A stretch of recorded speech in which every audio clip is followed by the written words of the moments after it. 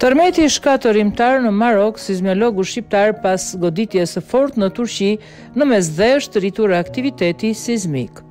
Tërmeti me magnitudë 6.8 i shkallës Richter i ndjerë në Marok për sismologët ishte pasojë e lëvizjes së pllakave tektonike dhe rritjes së aktiviteteve sismike në rajonin e Mesdheut. Sismologu shqiptar Edmond Dushi thotë se Maroku është një nga vendet më sismike të këtij rajoni.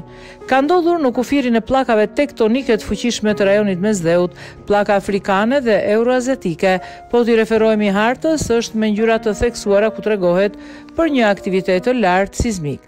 Në historinë sismike të Marokut ka disa tërmete të fuqishme, sipas sismologut që pas tërmetit 7.7 ball i shkallës Richter të rënë në Turqi këtë vit, sistemi pllakave tektonike në Mesdhe po pëson lëvizje.